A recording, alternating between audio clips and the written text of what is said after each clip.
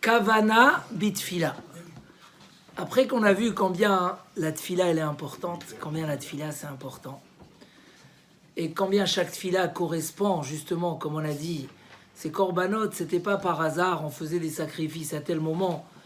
On sait qu'au moment où le korban tamid a été arrêté, hein, c'est une des raisons qu'en jeûne, le 17 Tammuz, ou le Asara Betevet, c'est le moment où c'est arrêté le Korban Tamid, ça y est, Yerushalayim n'était plus protégé. Donc la tfila, elle correspond à Avram, Yitzhak, Yaakov. Maintenant, est-ce qu'il y a des différentes qualités dans notre tfila? Est-ce qu'il y a une différence entre une tfila et une autre tfila? Alors bien sûr, quand bien que la kavana va être plus forte au moment de la tfila, alors la tfila va être plus grande. Donc, comme on a dit tout à l'heure, une tfila... Qu'est-ce que tu me fais, Pinchas? Non, c'est pas toi. Tfila bli kavana, une tfila sans kavana, c'est comme l'honora. Une tfila sans kavana, aïe aïe aïe, il manque le cœur, il manque l'essentiel. Une tfila sans kavana, ça existe un corps sans neshama, ça n'existe pas. Donc, la kavana dans la tfila, tu as compris c'est quoi la kavana Yitzhak? La concentration, la compréhension des choses, c'est un des éléments les plus essentiels de la tfila. Et on peut arriver à des très hauts niveaux de kavana. C'est marqué que la Gemara dit même si un serpent qui n'est pas dangereux ou un roi juif arrive devant toi, tu ne dois pas t'arrêter dans la tfila. Parce que tu es devant Akadosh Baruch Hu. Et on raconte sur beaucoup de tzadikim que quand ils étaient dans la tfila, il n'y avait plus personne autour d'eux. On a dit que la tfila, ça ressemble au repas. Il y a des gens que quand ils mangent, tout le monde s'en mord. Il n'y a plus personne. Chez les tzadikim, la tfila, ils étaient à un niveau où ils pouvaient ne pas entendre ce qu'il y avait autour d'eux tellement ils étaient dans leur tfila. Le Rambam, il nous dit comme ça. Il y a deux Rambam à ce sujet-là. Un Rambam qui dit comme ça. La tfila, pour être bien, elle a besoin de 5 choses. 5 choses. Elle a besoin de préparation physique. Elle a besoin que l'homme soit bien couvert, que l'endroit soit propre, que l'homme ne soit pas perturbé par des choses. Il ne faut pas qu'il tienne un objet ou qu'il soit dans un sujet qui le perturbe. Et la dernière, c'est la plus essentielle, c'est la kavana de la tfila. Que le cœur soit là, comme il dit le pasouk. Tachin libam, s'ils ont préparé leur cœur, takshiv oznecha, akadosh baruch hu, écoute. Et là, il nous dit le Rambam quelque chose qui risque de nous embêter un petit peu, mais on va le travailler. Ketzadia kavana. Comment, c'est quoi la kavana? Sheifanet libo mikol amarchavot. Il faut libérer son esprit de tous les pensées. Et il doit sentir à ce moment-là qu'il est devant la shrina, devant la présence divine. C'est pour ça qu'il faut s'asseoir un peu et prendre un petit moment avant la tfila, pour que cette tfila soit bekavana, et avec supplication, et bekavana, qu'elle soit pas comme si on est en train de lever un poids sur ses épaules. Comme ça nous dit le Rambam. Oui, on n'entend pas? Ah, vous entend pas? Ah voilà, Mechila, excusez-moi, très bien. Donc, nous dit le Rambam, faut pas que la tfila soit comme une charge, mais au contraire, l'homme il doit sentir, au moment où il fait la tfila, qu'il est devant Hachem. Et là le Rambam il nous dit, imit palel belo kavana, choser umit palel be kavana. Un homme qui a prié sans kavana, sa tfila elle n'est pas valable. Et il doit recommencer la tfila. Si ils se sont perturbés, il n'arrive pas à se concentrer, alors il n'a pas le droit de prier. Quelqu'un qui revient d'une longue route et qui est perturbé, il n'a pas le droit de prier jusqu'à qu'il arrive à apaiser son esprit. À l'époque, on verra que aujourd'hui on est plus tolérant sur ces halachot. À l'époque, des fois, un homme devait attendre 3 jours, parce que les voyages n'étaient pas faciles, jusqu'à que son esprit se pose, il se sent mieux, et là, il commence à faire sa tefila. On dit qu'aujourd'hui, vu que les gens sont déjà tellement perturbés, et même avec tout ce qu'on va faire, ils vont rester perturbés, alors, même si quelqu'un il n'est pas concentré, il sait que, peu importe, il fait sa tefila. Mais qu'est-ce qu'on fait avec ce Rambam qui dit « Kol tefila she'ena bekavana, ena tefila » On est perdu avec ça. Qu'est-ce qu'on fait? Des fois, on ne comprend pas un mot du début de la tefila à la fin. Qu'est-ce qu'on fait? On a un autre Rambam dans Perek Asiri, dans le 10e chapitre. Mi sheitpalel velo kiven libo, celui qui a prié et qui n'a pas eu de kavana, il a prié, il n'a pas pensé à ce qu'il a dit. Yachzor veitpalel bekavana, il faut qu'il refasse cette tefila. Mais im kiven libo bibracha rishona shuv enot sarich. S'il a eu la kavana dans la première bracha, Elokei Abraham, Elokei Yitzhak, Elokei Yaakov, Baruch ata Hashem magen Abraham, ça y est. Même s'il n'avait pas eu de kavana dans tout le reste de la tefila, il est acquitté. C'est pour ça que c'est très important d'apprendre la traduction de ces 5 lignes.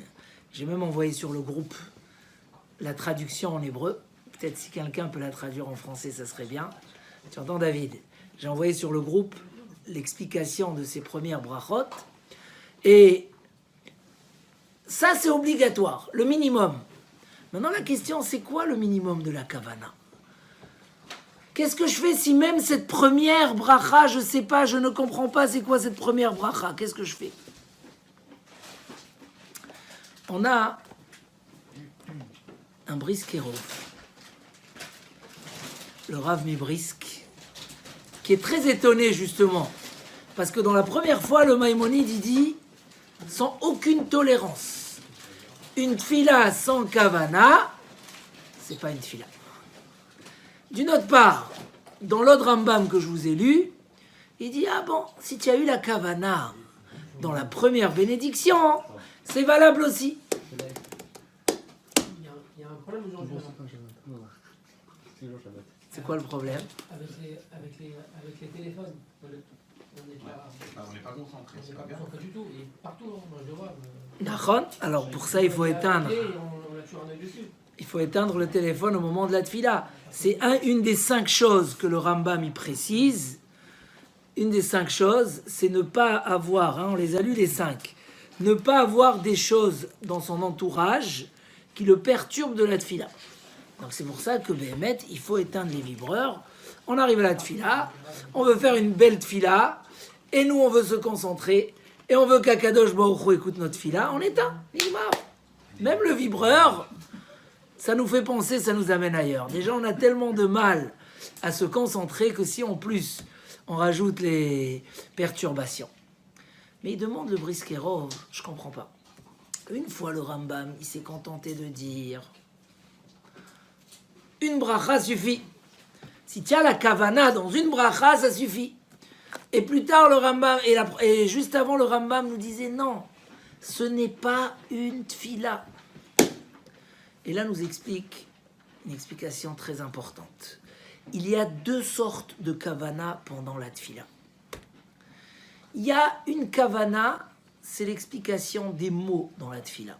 Comme nous dit le Shulchan Aruch, un homme qui vient prier, Tsarir sheyeda pirush hamilot.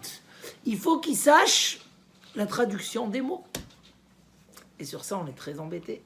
Mais un jour, il faut apprendre. On prend des sidours avec la traduction.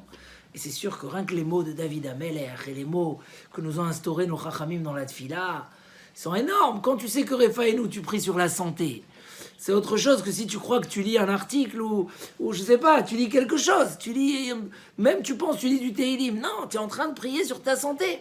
Donc oui, Aujourd'hui, Baruch Hashem, il y a des sidours qui nous aident à comprendre notre tfila. Et la deuxième kavana, c'est une kavana beaucoup plus facile à avoir, beaucoup plus simple. Il n'y a pas besoin de comprendre l'hébreu pour l'avoir, mais elle demande plus d'efforts. C'est ne pas oublier une seconde que je suis devant Hachem.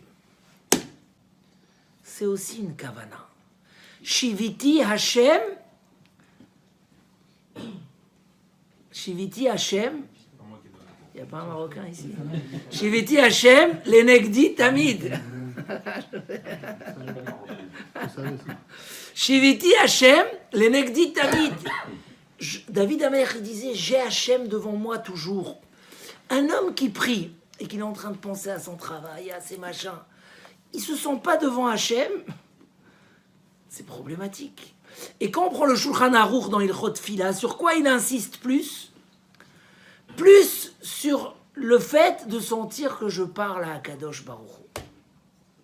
Alors c'est un cadeau énorme que Hachem il a donné à l'homme, qui est tellement petit, la possibilité de parler avec Akadosh Baruch Hu, l'infini, une grandeur qu'on ne peut pas imaginer, qui nous écoute, qu'il écoute nos demandes. Et il dit, mais s'il y a des charim, tu dois vraiment sentir comme si tu es en train de lui parler. Je parle devant Hachem. C'est ça la tfila. Sur ça, il dit comme ça. Dans la halakha Dalet, quand le Rambam il parlait de la première kavana, il parlait de sentir qu'on est devant Hachem. Sur ça, il n'y a pas de tolérance. C'est toute la tfila. Si tu n'es pas capable, et c'est pour ça qu'ils ont dit un homme qui revient d'un voyage, même si aujourd'hui on ne pratique pas cette halakha, mais ils l'ont dit, tu n'arrives pas à te concentrer, tu n'as pas besoin de parler devant un mur. La tfila, tu n'es pas en train de parler devant un mur. Tu parles devant la plus grande grandeur qui peut exister, qui est au-delà de notre imagination. Moshe Rabbeinu, il dit, je tombe devant toi, Akadosh Baruch Hu, je m'annule, je m'efface. Ça, c'est indispensable. Si tu n'as pas ça, c'est pas une tfila. L'explication des mots. Sur ça, il nous a dit le Rambam, le minimum, c'est la première bracha. Si le reste, tu n'as pas compris, tu as quitté quand même de ta tfila. Donc c'est sûr que les deux kavanotes sont les deux très importantes. Mais, regardez Rabotai, c'est un grand cadeau que je vous donne aujourd'hui. Il y a même des poskim qui pensent que même quelqu'un qui connaît pas c'est quoi Eloké Avraham, il comprend pas. Akel Agadol Agibor Ve'anora, il comprend pas. Alors comment il va faire? Cette fille-là, elle n'est pas valable. C'est la première bracha, le minimum.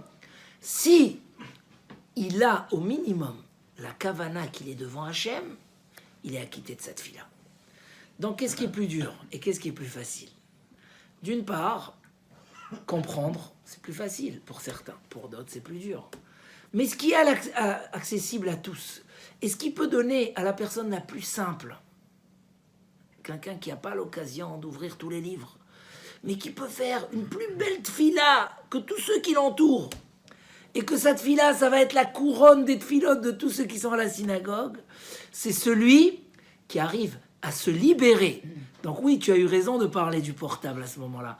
Celui qui arrive à se libérer. Et selon cette explication, c'est même indispensable. À un moment, les gens, ils ont dit, mais quoi? Si au milieu de la tfila, pendant 3 brachot, je me suis oublié, alors je ne les ai pas faites, d'après cette explication. Alors, le Chazonish, il est venu, il a dit, non, si quand même, chacun, il sait qu'il est devant Hachem, on peut prendre cette... S'il était vraiment, vraiment perturbé, ou il n'a même pas réfléchi une seconde, là, on ne peut pas accepter cette fille-là. S'il sent qu'il était devant Hachem, mais quand bien qu'un homme arrive à ressentir qu'il est devant Hachem, sa qualité de tfila est plus grande. Je m'annule devant toi, Hachem. Je te demande à toi, Hachem, parce que c'est toi qui donnes.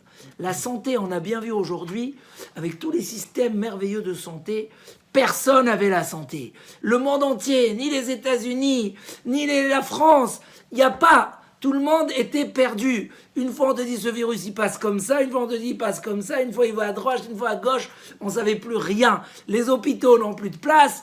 Qu'est-ce qu'on fait? On arrive dans la tfila. Combien que tu arrives à sentir? Pour ça c'est marqué que c'est bien d'avant de commencer cette tfila, de se retenir quelques minutes avant de commencer. Penser à 3 choses. 1, la grandeur d'Hachem. 2, combien l'homme est petit. Et 3, combien on est dépendant et combien Akadosh Baruch Hu veut nous donner. Cette dépendance en Akadosh Baruch Hu. Quelqu'un qui fait ça avant sa tefila, c'est sûr que quand il va, comme il a dit un Rav, celui qui fait Asher Yatzar Bekavana, après la sortie, il fait Asher, alors il n'aura jamais des problèmes de santé. Un Rav l'a dit, et il a montré, il a même prouvé, et pourtant, ça va être dur. Un homme, il a du mal à se concentrer. On est trop dispersé. Et c'est ce qu'il disait David Ameler. Il est même affiché dans les synagogues. Shiviti Hashem, l'Enegdi Tamid. Pour David Ameler, c'était pas que dans la tefila, c'était toute la journée. Il était devant Hashem toute la journée. Je vous ai raconté ici une fois une très belle histoire, si vous vous rappelez. L'histoire de ce Rav Moshe Yemini et avec un cheikh arabe. Je vais la re-raconter parce qu'une histoire, elle a besoin d'être racontée plusieurs fois. Ce Rav-là, il connaissait 6 chokhmot. Il y a 7 sagesses dans la philosophie. 7 sagesses. L'astrologie, le mathématique, la musique. C'est les 7 sagesses qu'il y a dans le monde. C'est connu, les Sheva chokhmot. Et ce Rav-là, il connaissait les 7 chokhmot. Le cheikh qui était dans la ville, c'était un cheikh qui était dans la ville, il connaissait que 6. Il rêvait apprendre la 7e. Et il savait qu'il n'y a que le rabbin juif qui connaît la 7e. Mais le Rav aussi voulait apprendre de lui quelque chose. Le Rav, cet homme-là, ce cheikh-là, les gens, ils venaient lui demander des bénédictions. Et lui, il disait aux malades, qui viachol, comme Rabbi Chaina ben Dossa, lui va guérir, lui va pas guérir. Il savait dire s'il va guérir ou pas. Et le Rav, il disait, mais Ribono Shel Olam, comment cet homme-là connaît ce secret? Un jour, ils se sont rencontrés dans une occasion. Alors, lui, il a demandé au Rav, je t'en prie, tu peux m'apprendre la 7e sagesse? Le Rav, il a dit, d'accord, mais à une condition. Tu m'apprends ton secret de la connaissance des guérisons et des maladies. Quand il a entendu ça, il a eu du mal. Il était prêt à payer, très riche. Il pouvait payer des millions, mais il ne voulait pas dévoiler son secret. Mais quand il a vu que le Rav, il est ferme, il a dit, d'accord. Mais ça ne sera pas facile, tu auras des préparations, tu devras jeûner quelques jours. Le Rav, il a dit, il n'y a pas de problème. Bon, ils ont commencé, le Rav, plusieurs fois ils se sont vus, il lui a bien appris la 7e sagesse, et il était très content. Et quand le Rav doit aller chez lui pour apprendre le secret, le Rav, il a un peu peur, parce que qu'est-ce qui se cache par derrière? On va savoir. Lui, il a du mal à dévoiler. Pour lui, Mamash, on dirait qu'il va dévoiler le secret. Mais il n'a pas le choix. Donc il a donné au Rav, il fallait que le Rav y jeûne 7 jours. 7 jours, et se préparer, et purifier ses pensées. Bon, le Rav, il a fait ce qu'il lui a dit. Le grand jour arrive. Le Rav, il va chez lui à la maison, et il lui dit, voilà, maintenant, tu suis tout ce que je te dis. Donc, il commence d'abord, il lui donne des vêtements, il le fait sortir, il dit, voilà, tu vois ici, il y a une piscine, il faut rentrer se tremper. Mikvé. Bon. Après, il le fait marcher. Et à un moment, encore une fois un mikvé, et il lui dit prépare-toi, et prépare-toi, et prépare-toi. Waouh, le Rav, il a dit, mais où je vais? Qu'est-ce qu'il est en train de me cacher? Et là, ils arrivent au bout d'un très beau jardin avec des piscines et des machins, un très beau palais, de l'or de partout, ça brille, une richesse incroyable. Nous, il arrive, et là aussi, avant de monter, il dit prépare-toi, tu vas te prosterner. Bon, il n'y a rien, je me prosterne à Hachem, c'est moutard. Et là, il le fait rentrer dans la grande salle. Il lui dit, maintenant, attention, je vais te dévoiler quelque chose. Il n'y a que ma famille qui connaisse. C'est un secret des générations. Et il voit 2 grandes portes en or, mais qui faisaient 10 mètres de haut. Qu'est-ce qui se cache par derrière? Le Rav, il a eu peur. Prosterne-toi. Bon, il n'y a pas d'avodazara, il n'y a rien. Le Rav, il se prosterne. Et là, il ouvre les portes. Et qu'est-ce qu'il y a derrière? Des lettres en or, en hébreu. Shiviti Hashem l'Enegdi Tamid. Je mets Dieu devant mes yeux toujours. On avait dit alors, c'est quoi? Non, on connaît eux. Il dit, quand il y a un malade, je viens prier ici. Ça, c'est un secret qu'on a reçu de nos parents. Là, il y a le nom d'Hachem, le nom de Dieu. Je prie. Si je vois que ça brille, je sais qu'il va guérir. Si je vois que c'est mat, c'est qu'il ne va pas guérir. Et j'essaye, j'insiste. Et si ça ne marche pas, c'est qu'il ne va pas guérir. Bon, le Rav, il est bouleversé, il retourne à la maison et comment il a mérité qu'on lui dévoile des choses comme ça? Parce qu'il a donné un grand kavod à Akadosh Baruch Hu. Parce que regarde le palais qu'ils ont construit pour le nom d'Hachem. Lui, il ne savait pas, il a reçu ça de ses parents. Peut-être qu'il y avait des juifs dans l'histoire qui leur ont transmis. Mais rien que parce qu'il honore, il dit, nous, on a le nom d'Hachem. On le dit plusieurs fois dans la tfila. Si un homme, il donnait un vrai kavod à Akadosh Baruch Hu, si un homme, il donnait une vraie attention à la tfila, combien cette tfila aurait pris une dimension extraordinaire. Va'ani kirvat Elokim litov. Donc, première kavana, sentir qu'on est devant Hachem. Faut pas faire mitzvah anashim melumada. C'est quoi mitzvah anashim melumada? Une mitzvah, courante, la routine. Non, on perd toute la mitzvah. Alors que dans une mitzvah, on peut monter à un tellement beau niveau, ressentir des choses tellement fortes, obtenir par la tfila tellement de grandes choses. Mais il y a un minimum. Tenu kavod l'Hachem. Il faut savoir donner ce kavod, cette attention. Après, la deuxième kavana, c'est les mots. Sur les mots, on a deux endroits où c'est obligatoire. C'est le premier verset du schéma. Celui qui ne connaît pas la traduction, ce soir, il arrive à la maison, il commence à apprendre. C'est quoi la traduction de schéma Israël? Deuxième chose, Magen Avot. Ça, c'est obligatoire, la kavana. La kavana des mots. Mais encore une fois, on a dit, si entre-temps qu'il apprenne les mots, il a cette kavana, au moins, je félicite ceux que, même quand ils font Shaliach Tzibour, la première bracha, ils la font doucement. Eloké Abraham, parce que c'est la bracha essentielle qui valide toute ta tfila. Et là, je veux passer à l'importance de la tfila Betzibour. L'importance d'aller prier. Vous êtes, Baruch Hashem, relancé matin, midi et soir sur cette mitzvah extraordinaire, cette valeur de prier Betzibour. On a déjà dit que l'endroit, il a une importance dans la tfila. On a vu que celui qui prie dans un endroit fixe, rien que le fait que l'endroit il est fixe, c'est un signe qui donne une vraie valeur à sa tfila, et ça le fait monter à un niveau de Hanav et Chassid. Donc l'endroit, on sait qu'avoir un endroit à la maison, c'est pas très évident. Quand on est à la maison, on est tout de suite pressé de terminer, de partir. Donc déjà, rien que le fait de donner un temps fixe comme ça, la tfila, avec tout ce qui vient autour, c'est de très grande valeur, la tfila Betzibour. Mais je vais vous dire un plus grand secret que ça. On tient sur la tfila. On tient, parce nos mérites ne sont pas aussi grands pour avoir tout.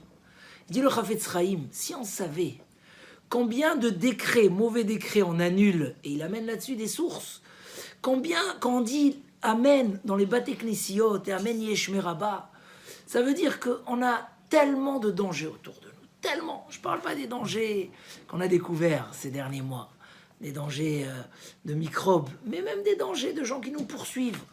Combien de gens auraient des mauvaises idées contre nous? Combien auraient voulu nous faire du mal? Combien auraient voulu nous voler tout ce qu'on a?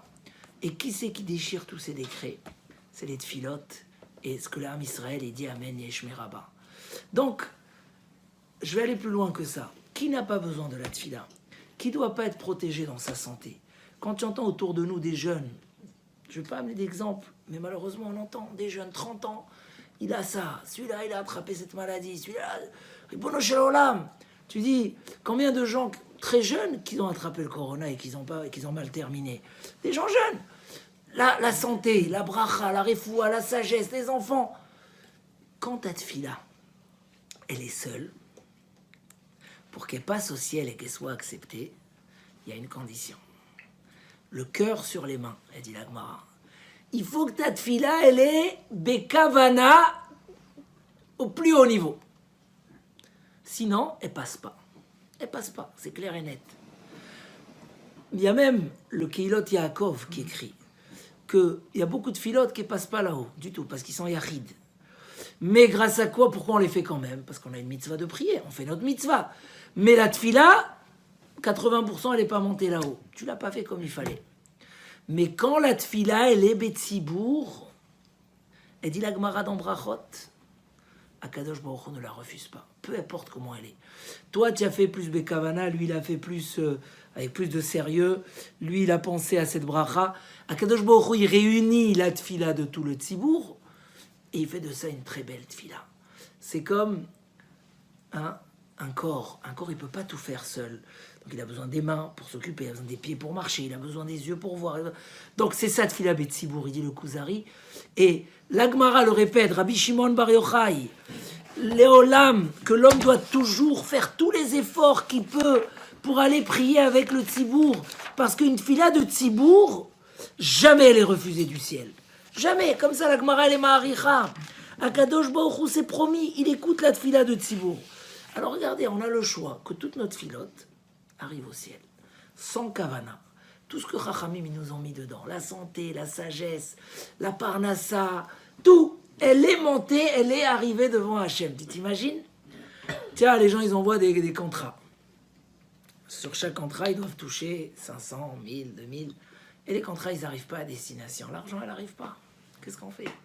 Genre, j'étais chez quelqu'un, il m'a dit, on est embêté, ça fait 6 mois, on n'est pas payé, on fait des contrats, on fait, on mérite plein, et ça vient pas, qu'est-ce qu'on fait? On est bloqué. C'est un grand secret que je vous dis aujourd'hui. Entre une tfila seule et une tfila en public, quand tu l'as fait seule, tu as fait ta mitzvah. Mais tu as peu de chance, je suis pas gentil de dire ça, mais on va dire, tu n'as pas beaucoup de chance qu'elle a pu arriver jusqu'à son plus haut niveau devant Hachem. Mais quand elle est Betzibour, c'est promis. Ce que je vous dis, c'est marqué, mais fourrache, elle arrive devant Hachem. Donc, magnifique. Combien c'est important de prier Betzibour. Et je vais terminer. Akadosh Baruch Hu, il souffre du fait qu'on est en galoute, qu'on est en exil. Nous, on souffre quand on est en exil. Oui ou non? Qu'est-ce qui se passe? Regardez ce que la Gemara nous raconte. Amar Rabbi aussi raconte, pas machat une fois, Haïti me aler baderech. J'allais dans la route, venichnasti le churba achat me churbot Yerushalayim, et je suis rentré dans une des ruines de Yerushalayim. Ba Eliyahu Zachur Letov, Eliyahu Hanavi est venu, et il m'a attendu à la porte. Vous entendez? Rabbi ici, il rentre dans une ruine pour prier. Eliyahu Hanavi l'attend sur à côté de la porte. J'aurais bien aimé. Après, il lui dit Shalom Alecha Rabbi. Eliyahu Hanavi dit Shalom Alecha Rabbi. Lui, il répond Shalom Alecha Rabbi et Mori, mon maître. Et bon, ils ont discuté. Et il lui dit qu'est-ce que tu as entendu quand tu étais dans la ruine? Il a dit j'ai entendu une voix céleste, bat kol, shemenahemet keyona, qui siffle comme une colombe. Et elle dit Oy la banim, aïe dommage, je suis triste pour mes enfants que à cause de leur faute, j'ai détruit ma maison, j'ai brûlé le Beth Amikdash et je les ai envoyés entre les nations. J'ai entendu qu'Hachem il a de la peine, et quand Hachem il a de la peine, c'est pas juste il a de la peine. C'est-à-dire qu'à ce moment-là, il nous protège, il nous rattrape, il dit c'est mes enfants. Donc, à quel moment ça se réveille dans le ciel, ce sentiment-là d'attachement et de protection au peuple d'Israël dans le monde entier? Vous savez quand? À Marli, il m'a dit Eliyahu Hanavi, Chayecha vechaye roshcha. Donc il jure, Lo sha'azo bilvad omeret kach. Pas que maintenant tu as eu de la chance d'entendre ça. Et la bechol yom vayom, tous les jours. Shalosh pe'amim omeret kach. 3 fois par jour dans le ciel, il y a l'amour qui se réveille envers le peuple d'Israël, le père qui se rappelle de ses enfants plus que d'habitude, et qui dit « je les veux à côté de moi ». Donc ça dégénère quelque chose. Automatiquement, il envoie ce qu'ils ont besoin, il dit « mes enfants ils sont loin, il faut que je leur envoie, je les protège ». Velozu bilvad, et pas que ces 3 fois-là où on va prier. Et la besha chez nichnasim, chez Israël nichnasim les bate knisiot ou le bate midrashot. Quand le Ham Israël il rentre dans les bate knisiot et les bate midrashot. Veronin, yehesh mo agadol mevorach. Et ils répondent Amen, yehesh me rabba. Akadosh Baruch Hu menane a rosho. Kadosh Baruch Hu, il bouge sa tête qui viachol. Veomer, et il dit Ashrei hamelech shemekalsin oto bebeto. Il dit heureux le roi quand le loue comme ça dans sa maison.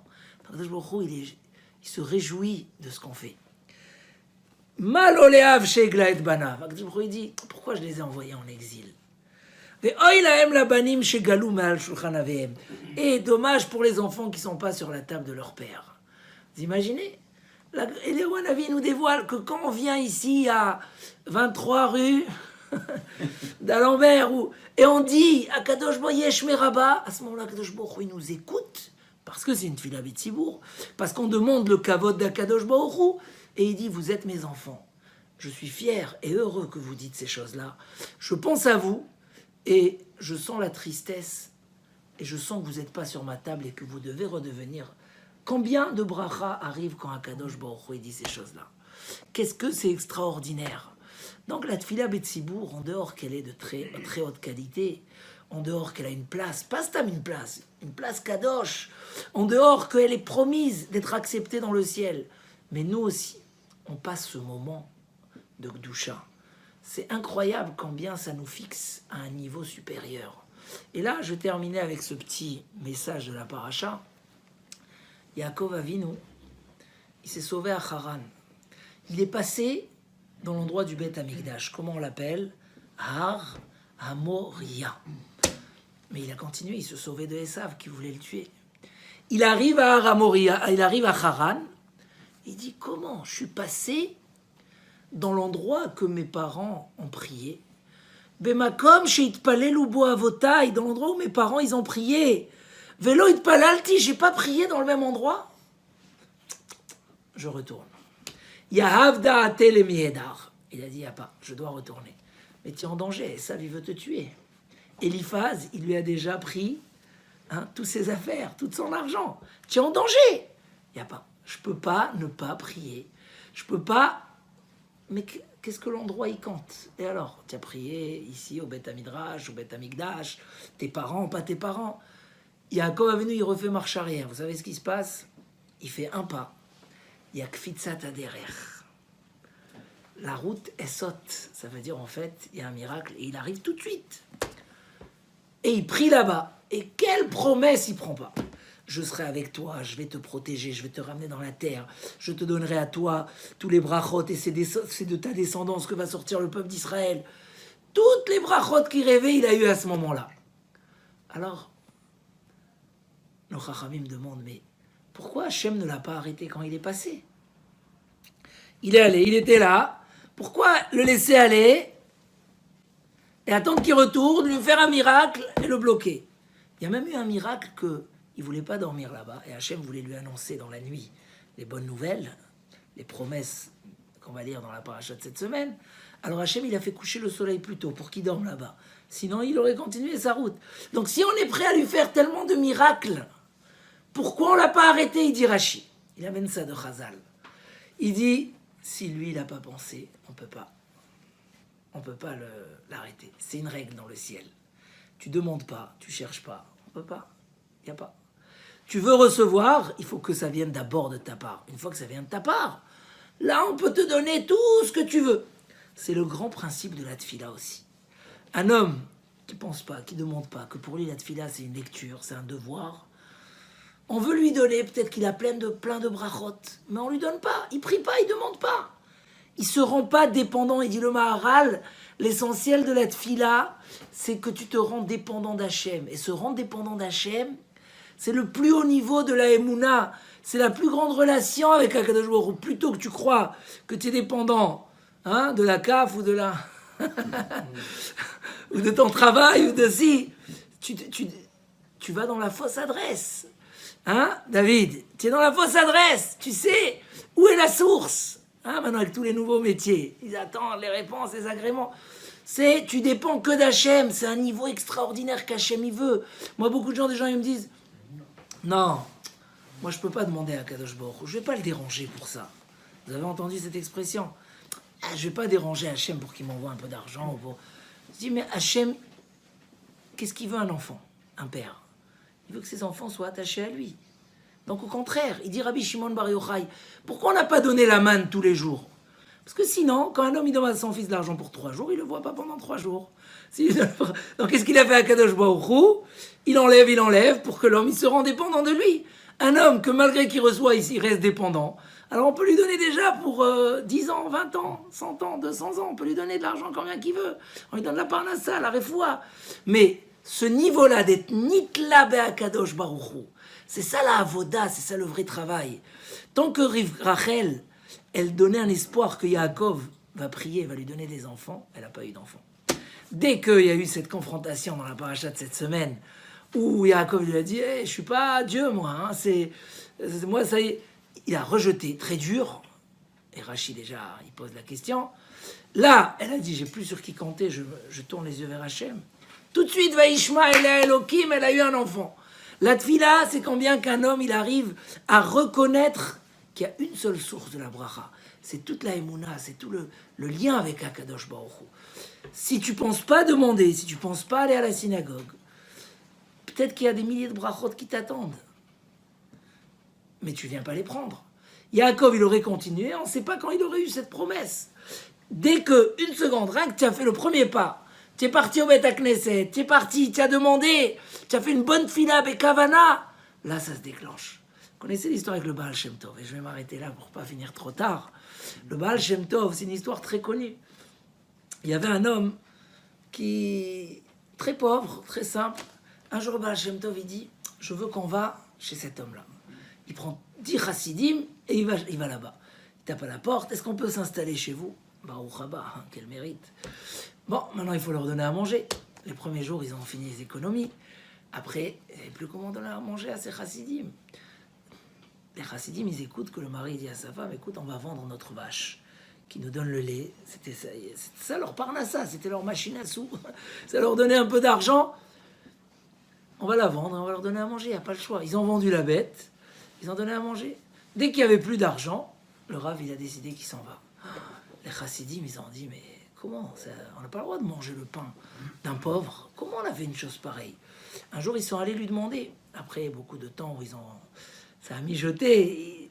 C'est Rav, on veut comprendre comment ça se fait. Il leur a dit, allez-y voir maintenant combien d'argent il a. Ils vont là-bas, ils tapent à la porte. Ouh, c'est plus la même maison. Hein.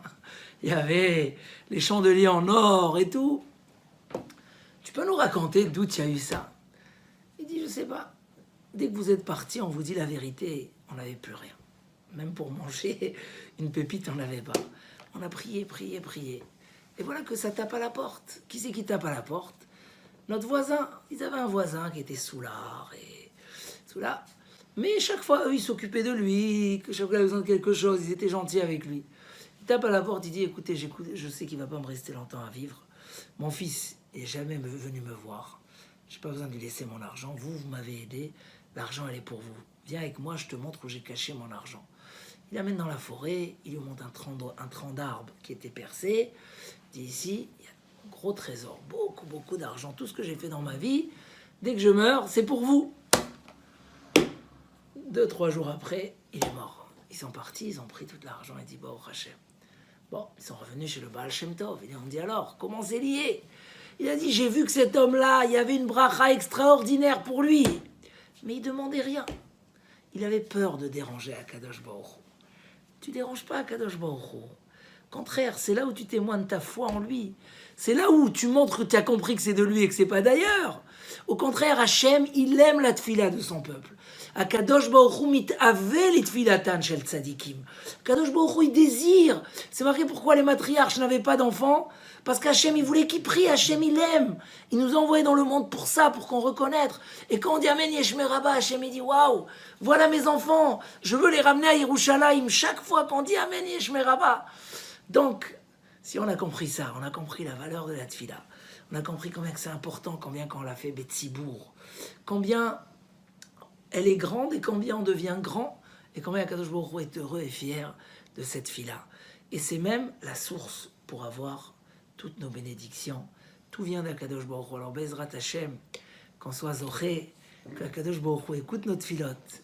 Et Kabel berachamim uvratzon et tefilatenu, et que ce soit un moment de rachamim et de ratzon pour envoyer tout le shefa à nous et à tout le clan Israël. Amen. Amen.